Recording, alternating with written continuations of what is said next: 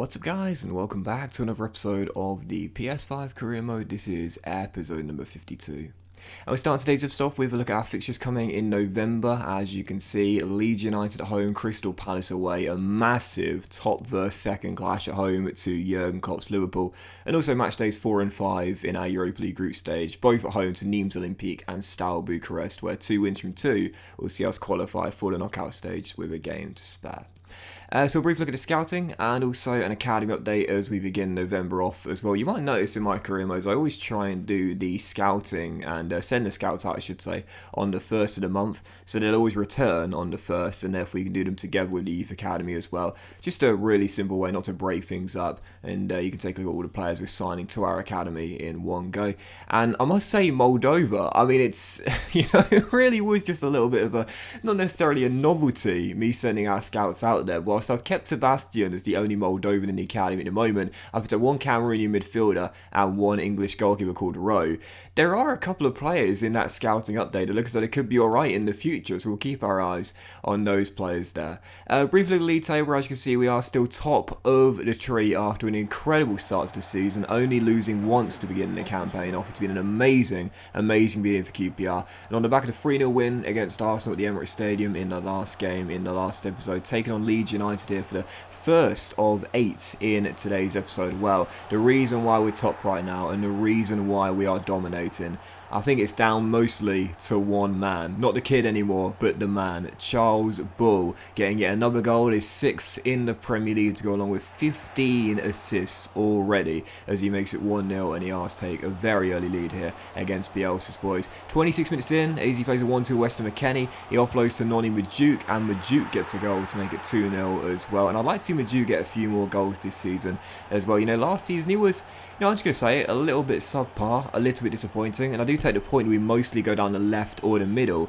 because Bull and Eze are so good in this team, but Majuk is like the third option behind whoever's playing up top, either Eddie Nketiah or now Jonathan David. I'd like to see him get involved a little bit more. Great strike there, 2-0 QPR. Charles' 16th assist in the Premier League season. Those bookies have suspended odds, man, seriously. I tried to get a family member to place a bet on Ladbrokes, but they said no, there's no way they're taking that bet because it's an automatic cash out. It's like printing money. So yeah, Bull's obviously going to break the assist record at some point.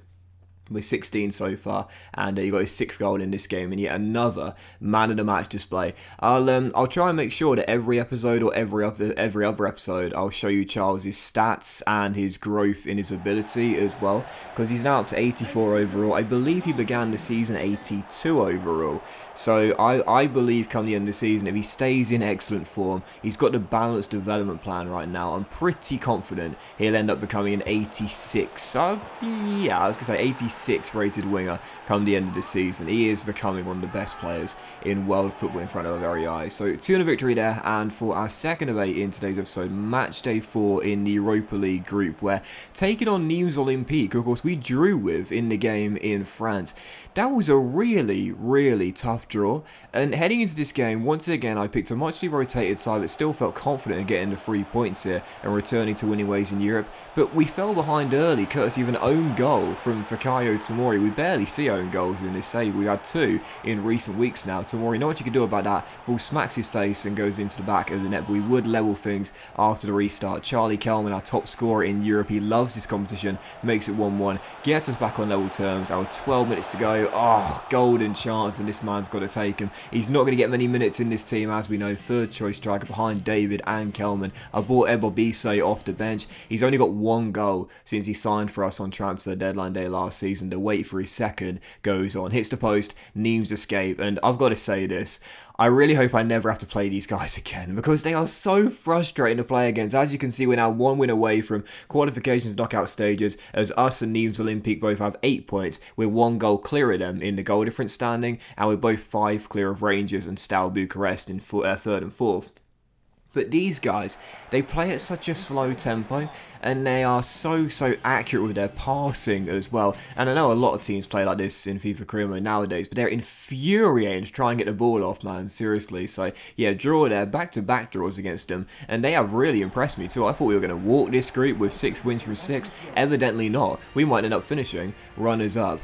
Still, following the game, our third of today's episode, it was a goalless draw against Crystal Palace. Not much going on in the match apart from Woodman making one great save. And then for our 4th of 8 today, we do indeed have the big one. Probably the biggest game of the season so far, taking on Jurgen Klopp's Liverpool. And I thought heading into the game, this is the match to make a statement. This is the game to prove to everyone we're not just here, undeservedly and just in surprisingly good form. No, we are one of the best teams in England, and this is the chance to show everyone we can win the title this year.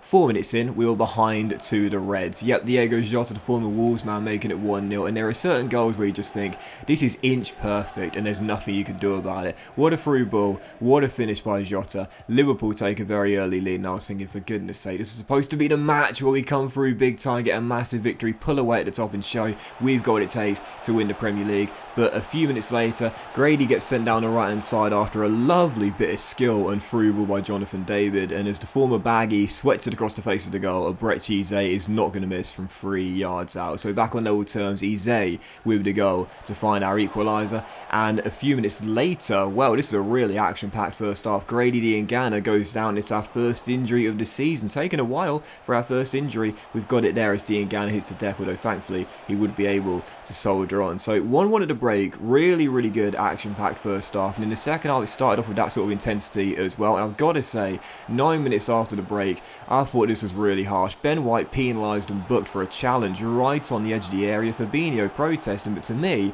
I thought the referee called that one wrong there. It seemed like White got all of the ball before he took down the number 19. I thought that was a really bad decision by the referee. Penalty given out, Salah stands up to take it, and Freddie Woodman, I love this guy, my favourite goalkeeper in FIFA 21, pulls off the right, guesses correctly, and I don't want to jinx things, but I rarely toot my own horn, and that is a really outdated expression, but I'm pretty good at saving penalties in this year's FIFA, man. Freddie with the save there denies the Egyptian. I guess you could say justice was served. I did not think that was a penalty at all, and Salah denied by Freddie as it's still 1-1, and in stoppage time, oh, he just couldn't keep it down. Charles Bull, what a moment that would be, in a season-defining moment, which would have been typical of the season he's having so far. Ball down left-hand side, great piece of skill to step inside from that left, cuts in field, goes to shoot on the preferred right foot, but sadly gets the technique wrong and couldn't keep it down. I'd imagine his heart was beating so quickly there, man. The adrenaline getting to the young man, couldn't keep it down. I'm sure as the years go by, he'll be finishing those sort of chances, but pressure getting to him a bit there. Couldn't keep the shot down. 1-1 the final score, but I'll take it though. I'll take it. It means we only have lost one time since the Premier League season began, and that was to Manchester United away at Old Trafford in the dying seconds. And the one thing I'll say as well is that this is a real sign of the team we're becoming. Go back a couple of years ago, every time we went into those games, we'd lose. We'd always lose. It wasn't until last season we finally got scalped. We beat 5 of the big 6 last year, but who's the team we're yet to beat? The team we're still yet to beat. 1-1 the final score. Liverpool remain the only team in the Premier League we're yet to taste success against. So 1-1 the final score. I'll take it though. And for our following game here against Steaua Bucharest, penultimate game of the Europa League group stage. Heading to this one against the Romanians. Again, a win would guarantee qualification. Even a point would do if Rangers failed to beat Nimes Olympique in the other fixture. So heading to the game, picked a really weakened lineup. Jay Potts, the academy kid, got his first goal for the club. Kelman made it 2-0. And whilst the Romanians will grab a goal back later on in the game to try and get themselves a glimmer of hope, the result was never really in doubt. In stoppage time, still leading by a goal. Great little free ball by Potts and Cameron Wilkinson. Yes, you would have seen this season his minutes have been reduced, which is a shame because we love Cameron. It's just his growth has been really slow. But first goal of the season for our number 4. And Jay Potts in this game as well, pulling the strings too. I do want to get these guys a bit more game time alongside Big Josh as well, because you'd say that these 3, Big Josh, Cameron and Jay, are the best academy prospects we have, behind of course the best one of the series, Charles Bull. But it is very difficult indeed. Still 3 on the final score. The kids came through in that game. We have guaranteed qualification to the knockout knockout stages. As for the Premier League, a third of the way through the campaign now, and we are still top of the table with just a 1 defeat, but only 3 points behind Manchester City in second. Liverpool creeping up behind in third place as well. Of course, as we enter December, as we know, so many games to squeeze into this month. It's always the busiest of the season. As you can see, Spurs and Chelsea in 2 big London clashes at home to start the group off. We've got Newcastle, we've got Aston Villa, we've got West Ham, Burnley, our first fixture as well. You know, I gotta say, as we're still top of the table, I've kind of been downplaying it to start the campaign off. Yes, the start's been incredible, but just taking it with a little bit of a pinch of salt. I think if we can get through this month and still be top of the table heading into January and the new calendar year, then I'd say for sure we've definitely got a real chance at winning this Premier League title. And I think what's really going to prove our worth this month as well is whether the squad can cope with the amount of fixtures we've got. We made a point in the summer of improving our quality in depth, so when we do need to rotate players for fitness and fatigue and injuries, which at the moment, touch wood, we've been very lucky with at the moment. Yeah, if we can come through this, despite rotating the squad a lot and still be top come January time, then I'll start to think possibly, just possibly, we could come from, well, not nowhere, because clubs have been aware of our rise for a while now, but we could come from sort of the worst or the weaker of the top 6, if you will, to Premier League champions. We've got the chance, but it's all about how we come through this month. Regardless, another scouting update and an academy update as well, as a few more players made our youth squad. No one's getting pro deals just yet though,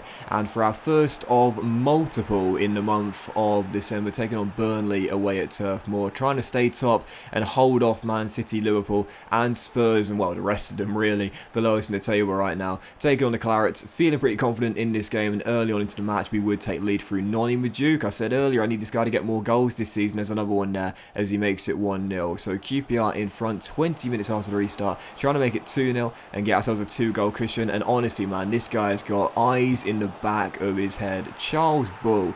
I mean, I said in the comments in the last episode, I can make a compilation of his greatest assists in this first half of the season already. I mean, I think my personal favourite so far is the one to Nonny Maduke against Southampton, but the awareness and the vision and the trajectory, look at that for a back heel from Bull, right into the path of Weston McKennie, who's been one of our players of the season, as he makes it 2-0. The scarves are raised at full time. The Ars fans are sensing this could be the year, man. This could be the year. We've had so many fantastic individual performances, but as a team, we're gelling so well. And I mentioned it on episode number 50, and after we made all these signings, you know, oftentimes when a team rebuilds and transforms their side, it's not about whether they got the quality, whether they got the chemistry. We've certainly got the chemistry, man. We're certainly playing like a team that's unified, and it's been together for years. 2-0 final score and a big 3 points there. And for our penultimate game of today's episode, Spurs here in a big London derby as they come and take us on at the Kind Prince Foundation Stadium. Just 5 minutes in,